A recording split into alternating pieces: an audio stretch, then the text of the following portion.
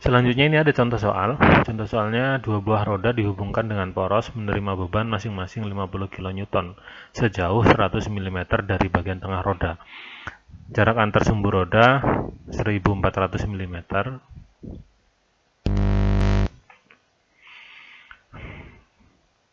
Hitung berapa diameter poros jika tegangan lentur tidak melebihi 100 MPa.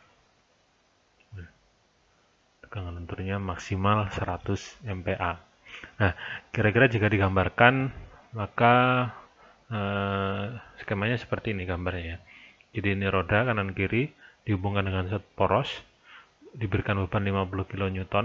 Ini jaraknya dari roda ini 100 mm, kemudian jarak antar rodanya 1400 mm. Nah, kita hitung, kita tentukan berapa sih, atau kita hitung dulu ini momen lenturnya. Berapa besar momen lenturnya? Momen lenturnya M sama dengan F dikali L.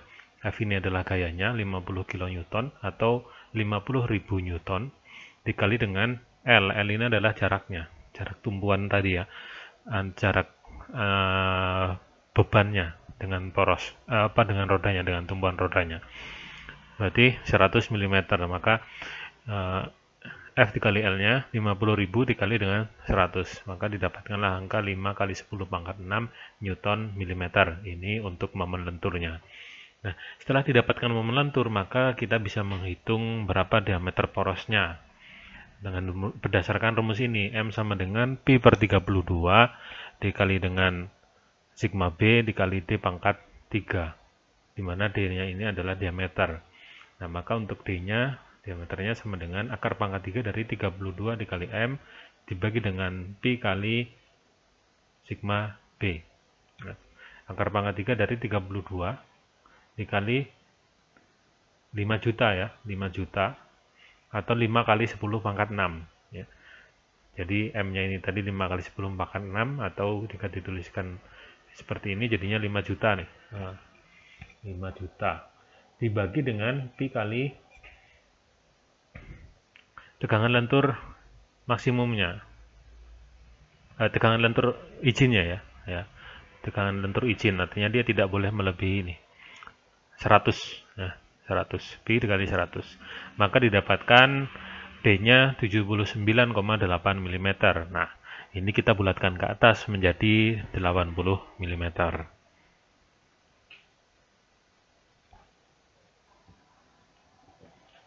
Selanjutnya untuk perhitungan tentang poros dengan beban kombinasi ya, kombinasi puntir dan lentur. Jadi bebannya, kalau yang tadi masing-masing hanya beban puntir saja, hanya beban lentur saja. Nah, ini sekarang yang kita bahas bagaimana kalau beban yang diterima dari poros itu kombinasi antara beban puntir dan beban lentur. Nah, dalam perhitungan ini ada dua teori penting yang digunakan nih. Yang pertama teori Gauss ya. Ini teori tegangan geser maksimum. Ini digunakan untuk material yang daktil, misalnya mild steel atau baja menengah ya. Jadi dia material yang liat. Daktil itu liat, artinya dia kondisi plastis elastisitasnya bagus, kemudian plastisnya juga masih bagus. Artinya sederhananya begini, begitu benda ini, material ini dikasih beban, sebelum dia patah itu masih ada plastisnya dulu gitu. Ini untuk material yang daktil atau liat ya. Kemudian untuk yang teori Rankine, ini teori tegangan normal maksimum, ini digunakan untuk material yang brittle atau getas seperti cast iron atau baja tuang ya, baja tuang, atau ibaratnya yang besi yang dicor itu ya. Nah, itu baja tuang itu. Karena dia sifatnya brittle atau getas. Jadi begitu kena beban kemudian dia akan patah, ya sudah langsung tiba-tiba saja langsung patah gitu tanpa ada mulur dulu. Bisa tiba-tiba retak langsung patah. Kalau yang lihat tadi, sebelum dia sampai ke retak ataupun patah, dia masih ada mulurnya dulu. Nah, itu bedanya. Nah, di sini Untuk yang pertama teori tegangan geser maksimum atau teorinya si guys ini ya. Nah, ini perhitungannya seperti ini. Tegangan geser maksimumnya sama dengan setengah dikali akar sigma B kuadrat ditambah 4 kali tegangan geser kuadrat. Yang kedua ini ya, untuk sigma B-nya atau tegangan tariknya ini 32 M dibagi dengan Pi kali D pangkat 3. Sedangkan untuk menghitung ini tegangan gesernya 16 kali tegangan geser dibagi dengan Pi D pangkat 3. Nah, selanjutnya untuk tegangan geser maksimum, maka kita masukkan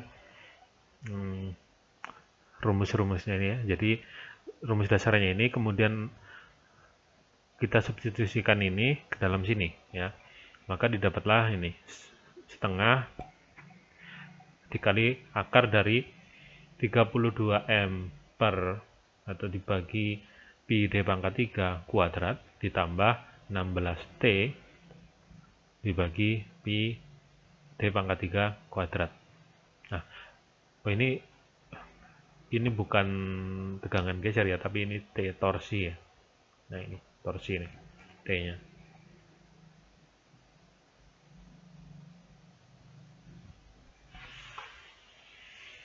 Kemudian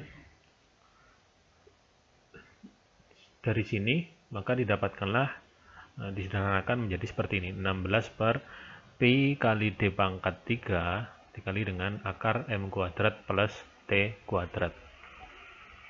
Nah, di sini ada catatan bahwasanya akar dari M kuadrat plus T kuadrat ini sama dengan torsi ekuivalen. Torsi ekuivalen. Kemudian persamaan selanjutnya untuk torsi ekuivalennya sama dengan Pi per 16 dikali tegangan geser atau tau dikali dengan D pangkat 3. Maka untuk D-nya sama dengan akar pangkat 3 dari 16 torsi ekuivalen atau TE dibagi dengan Pi kali tau. Jadi untuk rumus diameter poros beban kombinasi basisnya torsi ekuivalen ya, karena ini bebannya kombinasi, maka perhitungannya ini dipadukan, dikombinasikan antara perhitungan beban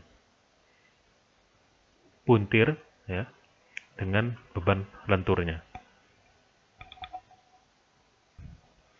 Selanjutnya untuk teori tegangan normal maksimum, atau ini digunakan pada poros dengan bahan yang memiliki sifat getas ya atau brittle ya. Jadi untuk rumusnya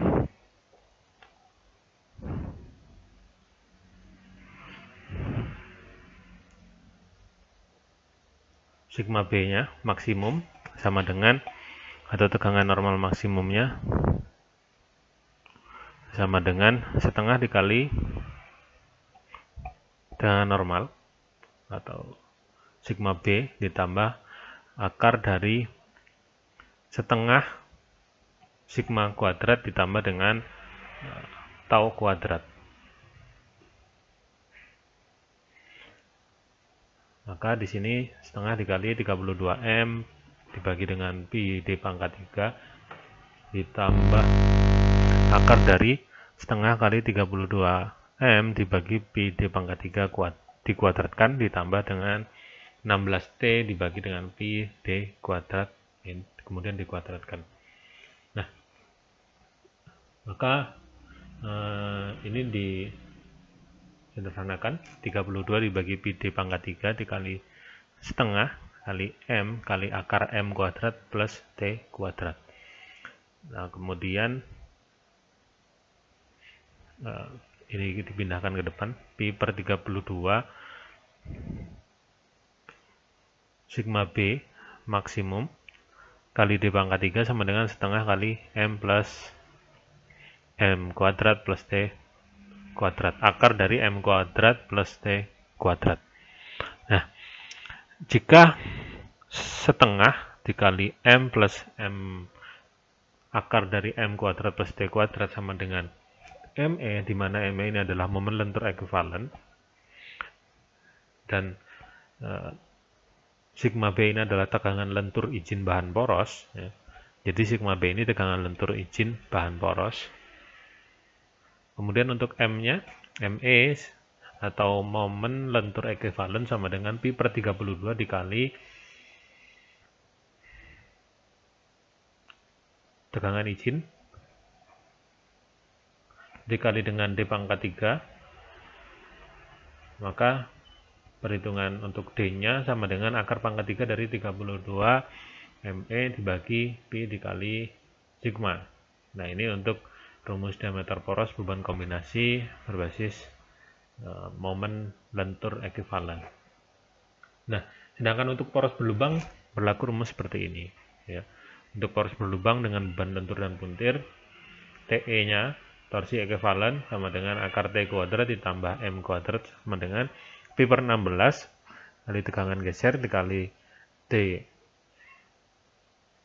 DO pangkat 3 dikali 1 min K pangkat 4. Untuk ME-nya momen ekuivalen, ya, momen lentur ekuivalen sama dengan setengah kali M plus akar dari M kuadrat plus T kuadrat,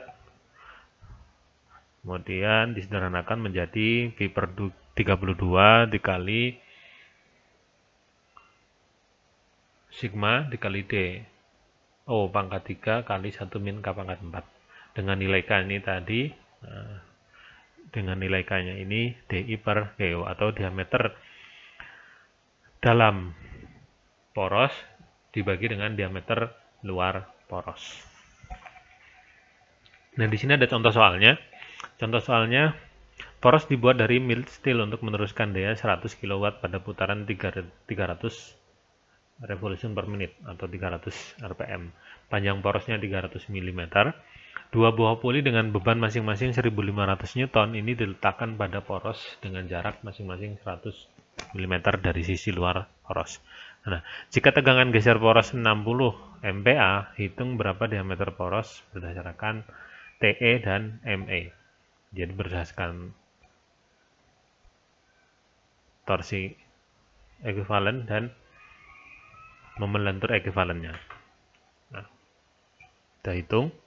Kita tulis diketahuinya dulu, dayanya tadi P 100 kW atau 100.000 watt, N-nya putarannya 300 rpm, L-nya atau panjangnya ini, panjang poros 300 mm, W1 sama dengan W2, ini adalah beban puli, ya, beban puli yang masing-masing 1500 Newton, jadi W1 sama dengan W2 1500 Newton.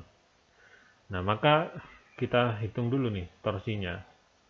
Berapa torsinya? T sama dengan P kali 60 per 2P kali N. 100.000 torsi, dayanya dikali 60 dibagi dengan 2P kali 300. 300 ini RPM-nya. Maka didapatkan angka 3183 Newton meter. Ini untuk torsinya. Kemudian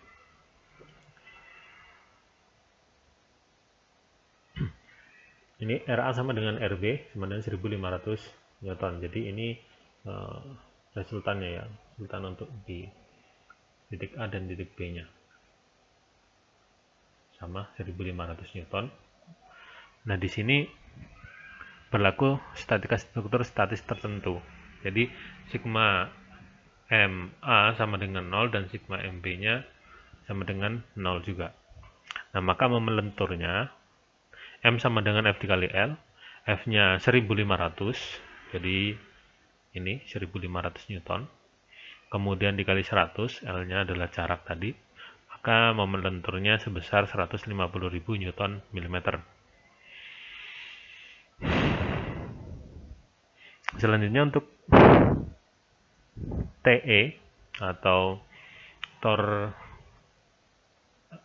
torsi ekuivalennya, akar T kuadrat ditambah M kuadrat, akar dari 318.300 kuadrat ditambah 150.000 kuadrat.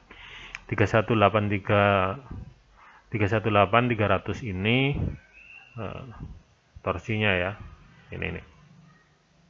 Kemudian yang 150.000 ini adalah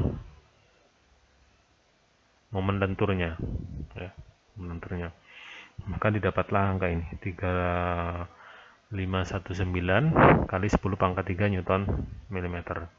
Nah, kemudian kita hitung berapa diameternya. D sama dengan akar pangkat 3 dari 16 kali TE dibagi Pi kali tau. Akar pangkat 3 dari 16 kali 318 300 dibagi dengan Pi kali 60 ya. 60 ini adalah tegangan geser bahan porosnya ya. Jadi tau ini tegangan geser bahan poros 60, dapatlah angka 66,8 mm. Jadi diameter porosnya 70 mili. Kita naikkan ke atas, kita bulatkan. Kemudian untuk ME-nya atau momen ekuivalennya setengah kali M ditambahkan akar dari T kuadrat plus M kuadrat. Setengah dari 150.000 ditambah akar 318.300 kuadrat tambah 150.000 kuadrat. Maka nilai momen ekuivalennya 325.937 Newton mm. Nah, kemudian untuk tegangan gesernya 60 MPa. Maka di sini bisa kita perhitungkan untuk tegangan untuk sigmanya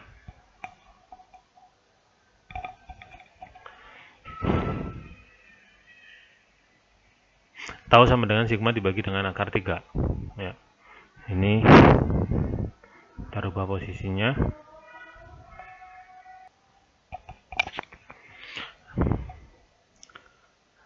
Nah, ini sigma sama dengan akar 3 dikali dengan tau atau tegangan gesernya ya, ini tadi. Maka sigmanya sama dengan akar 3 dikali 60, dapatkanlah angka 104 MPa. Nah, kemudian untuk diameternya D sama dengan akar pangkat 3 dari 32M dibagi dengan Pi kali sigma. Nah, ini kita masukkan angkanya 32 dikali dengan M-nya tadi 325.937 dibagi dengan Pi kali 104. Didapatkanlah angka 32 mm.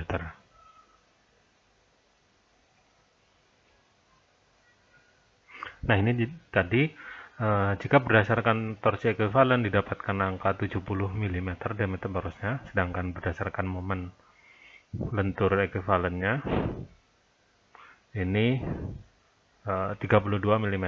Jadi yang kita ambil berdasarkan si torsi ekuivalen diameternya adalah 70 mm. Kenapa? Karena kita lihat tadi bahannya, materialnya adalah mild steel, di mana mild steel ini termasuk bahan yang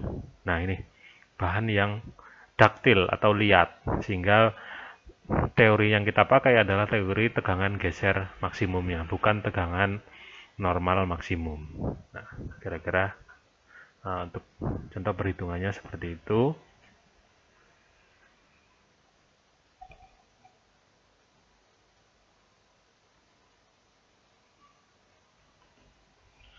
Selanjutnya, bagaimana perhitungan kekuatan poros atau desain poros jika poros tersebut memiliki beban yang berfluktuasi. Jadi kalau yang sebelumnya tadi, baik beban secara torsi maupun beban momen puntir atau momen lentur itu konstan. Nah, kalau yang ini bervariasi, berfluktuasi, artinya berubah-ubah gitu ya. Nah, jika terjadi fluktuasi beban baik torsi maupun lentur, maka perlu ditambahkan faktor yang berkaitan dengan fluktuasi torsi maupun lenturannya. Nah, jika ini kita simbolkan dengan KM. KM ini adalah faktor momen lentur akibat kombinasi beban shock dan fatigue. Kemudian KT ini adalah faktor torsi atau puntiran akibat kombinasi beban shock dan fatigue. Jadi artinya ini kita tambahkan konstanta untuk memperhitungkan beban yang berfluktuasi, baik itu beban berupa torsi maupun momen lenturnya. Nah, KM ini untuk momen lentur, faktor momen lentur, kemudian KT ini untuk faktor torsi atau puntiran akibat beban shock dan fatigue. Jadi shock itu beban yang secara tiba-tiba atau beban kejut ya. Sedangkan fatigue ini fatigue ini kan artinya kelelahan ya, lelah kenapa? Karena dia si beban yang terjadi itu terjadi secara terus menerus. Jadi kalau yang tadi kalau konstan artinya dikasih beban 50 kilo, ya sudah beban itu di situ terus 50 kilo. Nah kalau fatigue ini bebannya misalnya 10 kilo, nanti 10 kilo ada, habis setelah itu dihilangkan bebannya, kemudian datang lagi, hilang lagi, datang lagi, dan begitu seterusnya. Itu yang bisa mengakibatkan fatigue atau disebut juga dengan beban fatigue, karena dia bisa mengakibatkan kelelahan pada material tersebut. Nah, dengan menambahkan faktor ini tadi atau konstanta ini, KM dan KT, maka rumusnya menjadi seperti ini. Untuk TE atau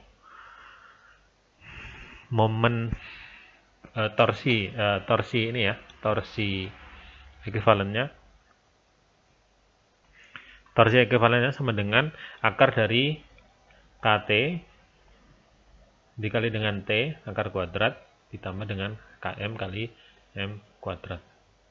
Sedangkan untuk MI-nya atau momen lentur ekuivalennya setengah kali KM dikali dengan M ditambah akar KT kali T kuadrat plus KM kali M kuadrat. Intinya nilai KM dan KT ini kita masukkan di sini.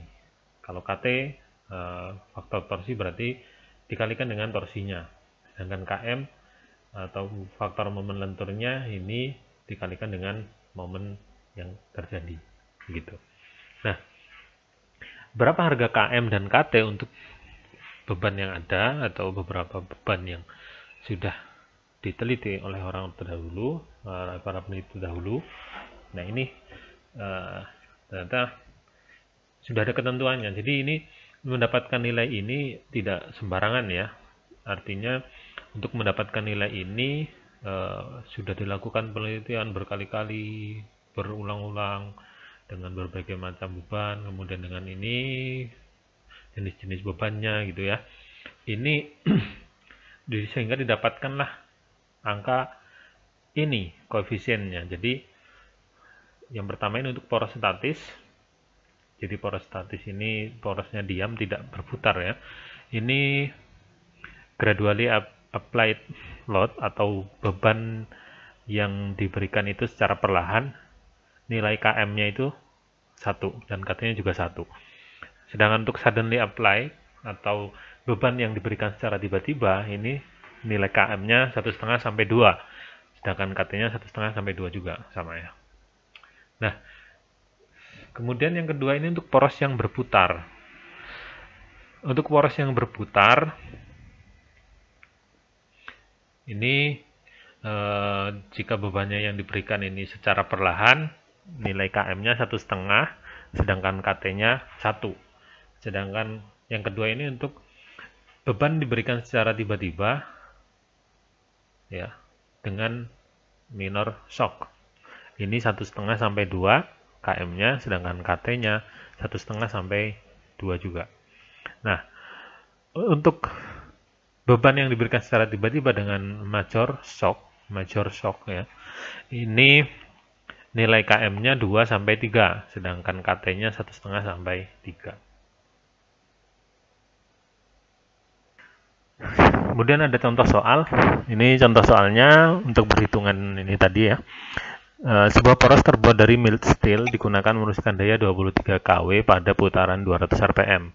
Jika beban momen lentur yang diterima poros sebesar 562,5 kali 10 pangkat 3 Newton mm, tegangan geser izinnya 42 MPa, dan tegangan tarik izin 56 MPa, berapa diameter poros yang diperlukan jika beban berupa beban fluktuasi dengan tipe gradually applied load atau beban yang diberikan secara perlahan ya. Jadi yang ini nih masuk kategori yang ini.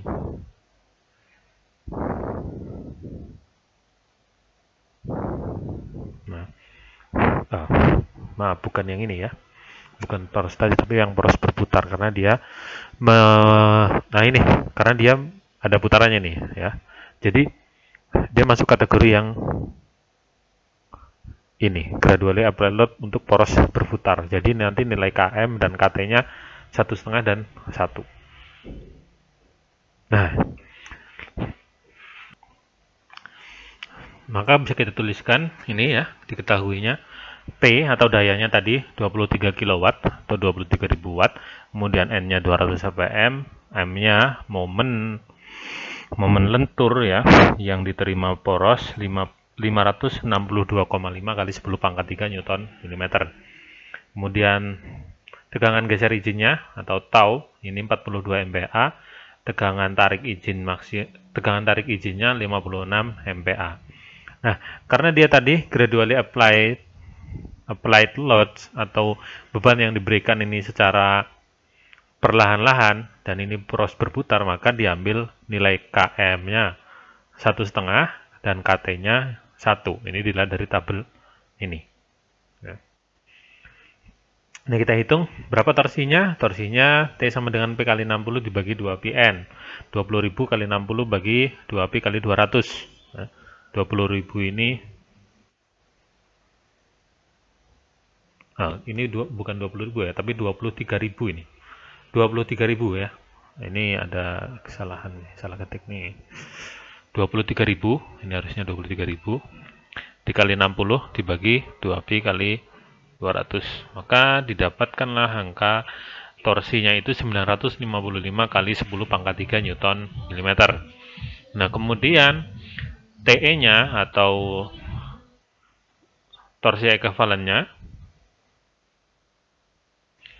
TE sama dengan akar dari KT dikali dengan T kuadrat plus KM kali M kuadrat sama dengan akar dari 1, kita masukkan angka KT-nya 1 kali 955.000 ini ya, 955 kali 10 pangkat 3 berarti kan 955.000 kuadrat ditambah 1,5, ini nilai KM dikali dengan M-nya. M-nya tadi apa? Momennya, momen lenturnya ini 562,5 kali 10 pangkat 3 atau 562.500, sehingga didapatlah nilai torsi ekuivalennya 1274 kali 10 pangkat 3 Newton mm. Kemudian dari sini kita hitung berapa diameternya. D-nya sama dengan akar pangkat 3 dari 16 kali TE dibagi dengan pi kali tau atau tegangan geser izin. Akar pangkat 3 dari 16 kali 1.274.000 dibagi dengan pi kali 42. 42 ini apa? Ini tegangan geser izinnya. Sehingga dapatlah D-nya 53,6 mm. Nah, ini kita naikkan, kita bulatkan ke atas, kita ambil angka 60 mm. Selanjutnya untuk ME atau momen lentur ekuivalennya setengah kali KM kali M dikali akar dari KT kali T kuadrat, kemudian ditambahkan dengan KM kali M kuadrat, setengah kali ini 1,5 ya, 1,5 dikali 1,5 ini nilai KM-nya, kemudian dikali dengan M. M ini adalah momen lenturnya tadi 562.500 ini ya, ini 562.500, kemudian ditambahkan dengan ini akar KT T dikali T kuadrat ditambah KM kali M kuadrat, di mana nilai ini adalah nilai dari si TE atau torsi ekuivalennya 1.274.000 ya. 1.274.000 atau 1274 kali 10 pangkat 3 ini. Sehingga momen lentur ekuivalennya 1059 kali 10 pangkat 3 Newton milimeter. Nah, baru kita hitung diameternya nih. Diameternya D sama dengan akar pangkat 3 dari 32M dibagi dengan Pi kali sigma. Akar pangkat 3 dari 32 kali 1059.000 nilai ini ya. Kemudian dibagi dengan Pi kali 56. 56 adalah tegangan tarik izin untuk bahannya tadi. Ya, bahan poros. Didapatkanlah diameter 57,7 mm. Nah, dipilih diameter poros berdasarkan momen ekuivalen D sama dengan 60 mm.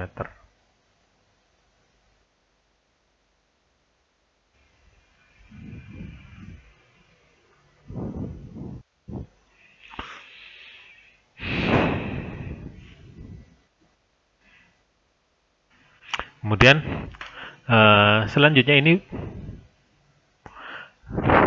bagaimana jika poros tersebut memiliki beban aksial dan kombinasi torsi lentur.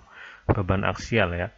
Ini pada contohnya ini poros baling-baling, kemudian poros worm gear. Nah, untuk perhitungannya seperti ini. Rumus dasarnya M dibagi I sama dengan sigma bagi Y. Dimana untuk sigmanya jadinya M dikali Y dibagi I. M ini dikali Y-nya ini adalah D per 2. Ya, D per 2 dibagi dengan Pi per 64 kali D pangkat 4 sama dengan 32M dibagi dengan Pi D kuadrat. Nah, untuk tegangan akibat gaya aksialnya untuk poros solid atau poros pejal, sigma sama dengan F per A, di mana F ini adalah gayanya, A ini adalah luas penampangnya. Jadi F dibagi dengan Pi per 4D kuadrat, karena penampangnya berbentuk lingkaran ya, karena poros ini. Sama dengan 4F per Pi D kuadrat. Sedangkan untuk poros berlubang, nah ini karena dia poros berlubang berarti kan ada diameter luar, diameter dalam. Nah, ini kita masukkan di sini. F dibagi Pi per 4 DO kuadrat dikurang DI kuadrat. Yang mana DO ini adalah diameter luar dikurangi dengan diameter dalam kuadrat kan ya. Nah, atau dibuat seperti ini bisa, 4-nya kita naikkan biar tidak membingungkan pada saat proses penghitungan ya. Kita naikkan 4-nya, 4F dibagi dengan Pi kali DO kuadrat dikurang DI kuadrat. Nah, atau kita bisa sederhanakan lagi. Sigma sama dengan 4F dibagi dengan Pi kali DO kuadrat kali 1 min K kuadrat. Nah, K ini dari mana? Dari sini nih. Ya, jadi perbandingan antara diameter dalam dibagi dengan diameter luar ya, nilai K ini. Kemudian total tegangan, baik itu tegangan tarik atau tekan yang terjadi untuk poros pejal, sigma 1 sama dengan 32M dibagi dengan Pi D pangkat 3 ditambah 4F per Pi D kuadrat. 32 dibagi Pi D pangkat 3 kali M ditambahkan F kali D dibagi 8. Kemudian 32 M1 dibagi Pi D pangkat 3. Nah, jika M1 ini sama dengan M plus F dikali D dibagi dengan 8.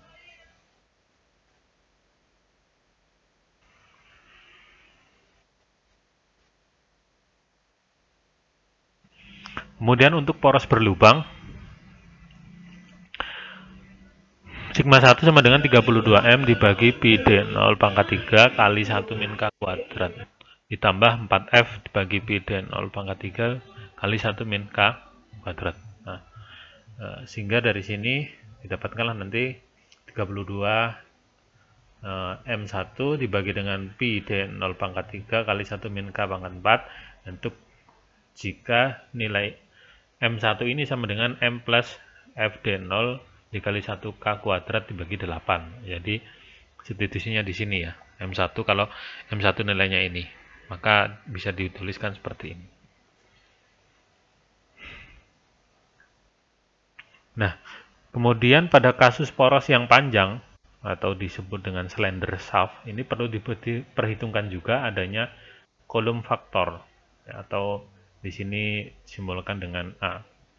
Nah, kolom faktor, jadi untuk tegangan akibat beban tekan poros pejalnya adalah untuk poros pejal tegangan tarik kolomnya ini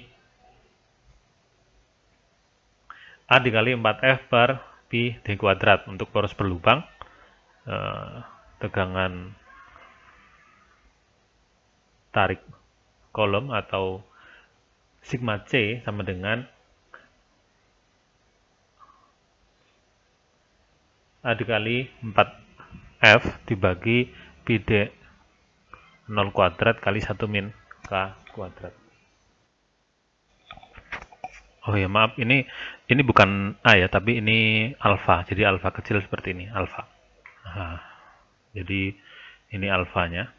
Kemudian untuk harga kolom faktor atau alfanya, alfa sama dengan 1 dibagi 1 kurang 0,044 dikali L per K.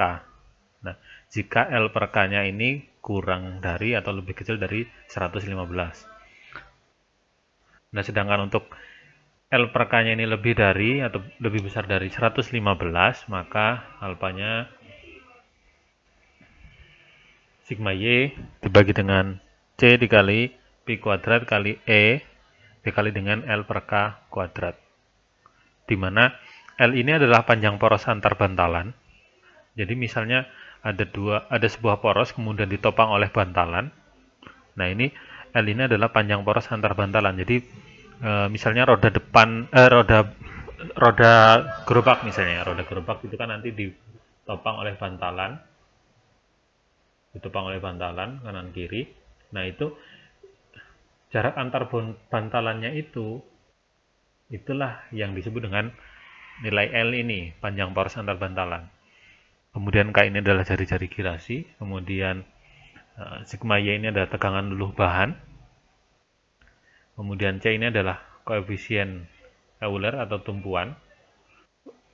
Untuk engsel ini nilainya 1, jadi misalnya ada sambungan engsel, itu nilainya 1, kemudian untuk tumpuan jepit nilainya 2,25, dan untuk tumpuan bantalan 1,6. Nah, maka untuk torsi ekuivalennya akar dari Km kali M ditambahkan alfa kali F kali DO kali 1 plus K kuadrat dibagi 8. Ini kemudian dikuadratkan ditambah KT kali T kuadrat.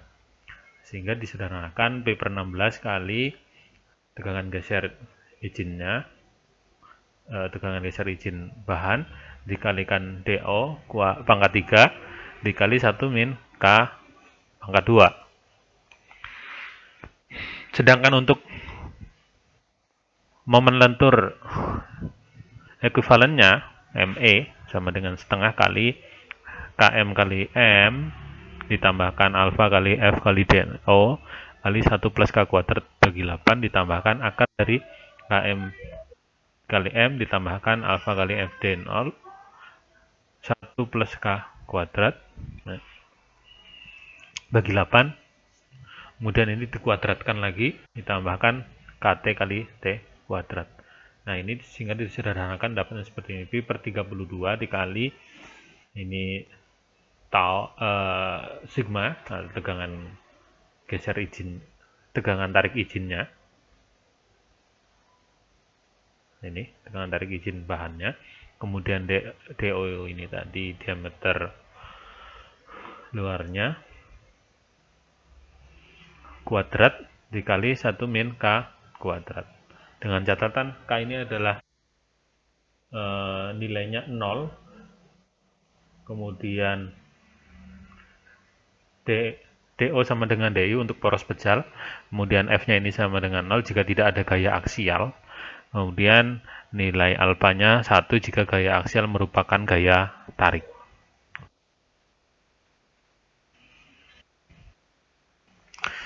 Nah, saya kira pembahasan untuk tentang poros ini cukup sampai di sini. Nanti jika ada hal-hal yang ingin ditanyakan, silahkan ditanyakan. Assalamualaikum warahmatullahi wabarakatuh.